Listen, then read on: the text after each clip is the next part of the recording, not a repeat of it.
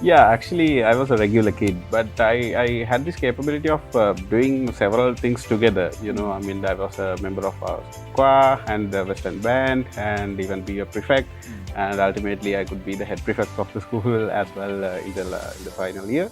So, with all of that, I was actually doing new stuff. So, when I look back of my journey, I see the starting point actually is from the school age. That happened actually when I make a piece of software in Sinhala language, and I got awarded Young Computer Scientist Silver Award also for that in 2007. But doing all that stuff, I could able to manage doing my education also, and to pass into University of Moratuwa in the second attempt. So that's actually how all that began from my school age.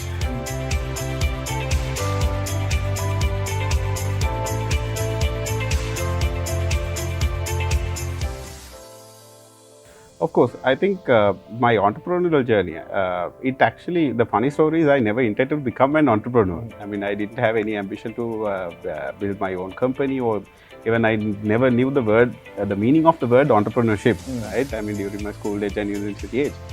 Uh, it all happened due to one factor of my life. That is actually a unique passion that I had. I had this different passion, unique passion to make software stuff, to make technology stuff in our mother tongue, in our mother language. So the motivation behind that was actually what I always thought. If we actually do these products, everything technology in English language and only in the international languages. But most of our people, most of our Sri Lankan people needs local language support for whatever they do. So my motivation was, if I do this, if I do innovative stuff in local languages, more people will benefit out of that. So by doing that, actually, the school project was my first product, but even after coming into the university, I worked on the same passion, right?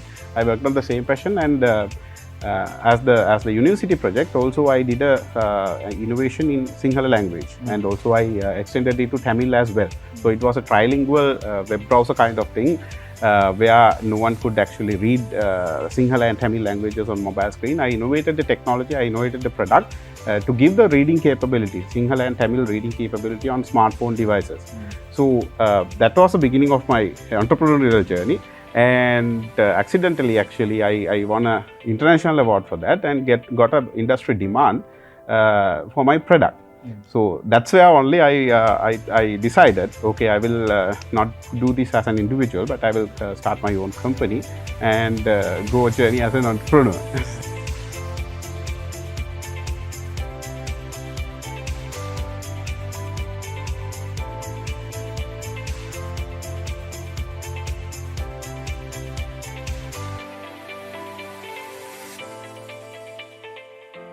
Yeah, the story of that is actually we didn't actually spend much effort on the marketing or actually getting into the people, because when we introduced Helakuru, there was no existing solution to solve this problem of people, right? I mean, expressing their mother tongue, expressing their self in their own languages. There was no solution at all. So actually, the people was our the biggest power. They actually took it word of mouth, took it actually spread the word of that, and it went viral. So that was actually what happened. Otherwise, we have been, as a startup, as a small company started by a young entrepreneur, we won't be able to never accomplish this kind of user traction within such a short period of time. So people was actually the power who actually saw that actually it solves a problem. It solves their own problem. They actually took it into the other people. So the product was so good that you didn't have to do the marketing. The need was there and it broke through. So if you see people on social media typing in their local language, it's because of what you made possible. You give voice to people to share. That's incredible. The previous status quo was actually where if someone wants to express themselves in Sinhala, right? What they use is actually Singlish, right? Using English characters to write in English. But 10 years forward, we have actually completely changed that status quo. Right now, we see everything in social media and everything that we see in the digital media in our own Sinhala characters, native Sinhala characters.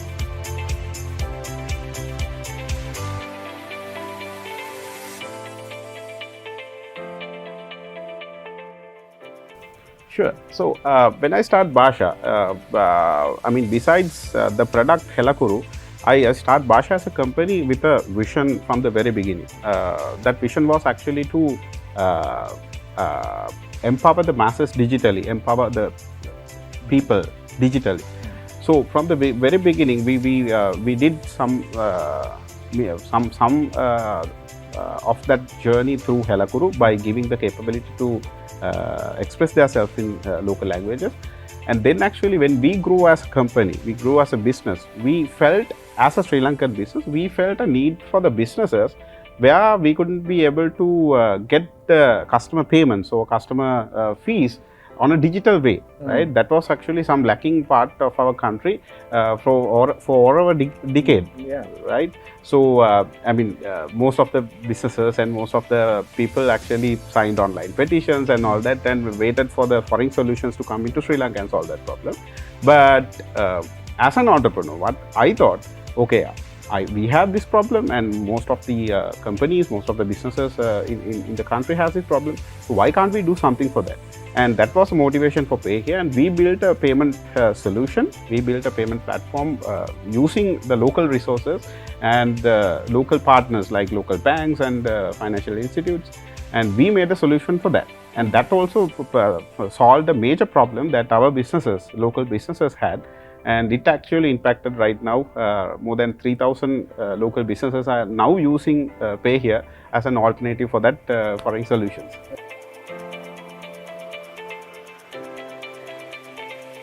₹5 billion transactions.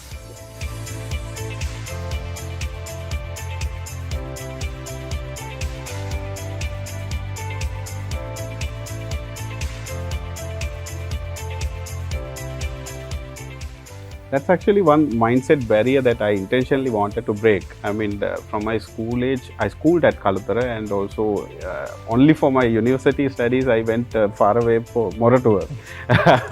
But besides that, but besides that, everything is because what I believed. I mean, these geolocations and nothing is a barrier for you if you have the right attitude, right? I mean, if you have this positive attitude that you can do this.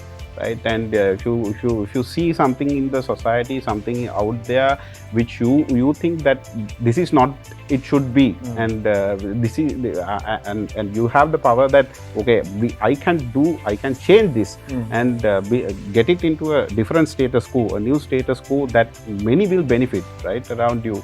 I mean, that is actually what you need to have, and the location. Even we experienced that during the pandemic itself, right? Everyone worked from home. It it may be Kalutara, Jaffna, Colombo, Kurunegala. I mean, those are not really matters anymore, right? So I wanted to set an example mainly for the future generation that, I mean, if your hometown, if you're actually living and if your team is actually outside Colombo, it's not a point that you should discourage on, and right. There is nothing like if it is a startup that it should be in Colombo, right?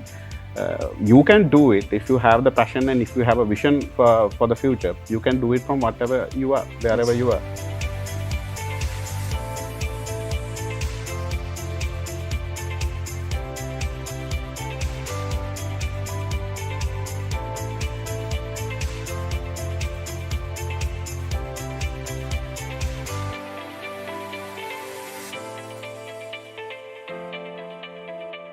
Yeah.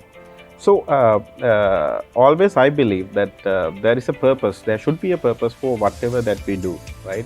So as human beings, we always actually do.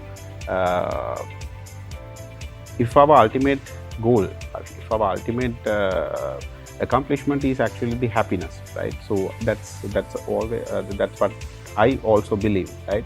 So if you can actually become happy by the external factors, you will be actually tend to take everything for yourself. You will see that taking is the happiness.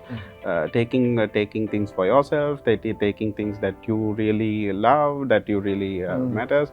But at some point of your journey, you will start to realize that it's not actually taking, but actually giving is the real happiness, right?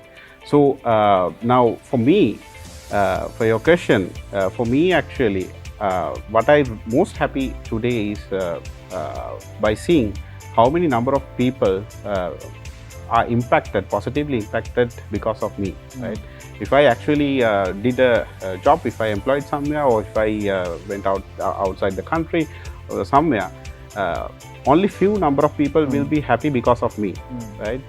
Maybe my family, maybe the company that I serve, likewise. But being an entrepreneur and serving the country, serving the people in our country, now actually I have been able to impact the lives of more than 10 million people, right? And more than 3,000 local businesses.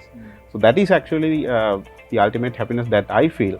And even if you are still in that stage of life where you think that taking is the happiness, you will someday you will come to that level that you will realize that not taking but giving is the happiness.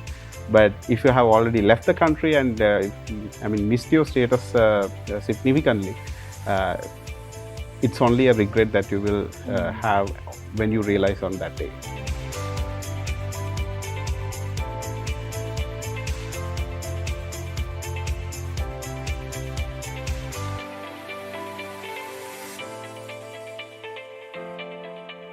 Yeah, so the vision that I have as an entrepreneur and also the vision I have for the country is somewhat similar, because from the very beginning of my journey, I actually had a vision to empower our people with technology, because technology was my competency. So that's why I actually from the very beginning worked on that. So now we have been able to actualize that vision up to some extent with Helakuru. Right now we are empowering them with local language stuff, and we are empowering the businesses with solving the problems that they had. And likewise, actually, we are actualizing that vision. And the same thing that I want to see as the vision of my country, right? I want to see the people, digitally empowered people, right? Because the technology is something that we can use to uplift the standard of our status of life of our people, because it helps a lot. It helps significantly to make the lives convenient, make the lives easy and productive for people.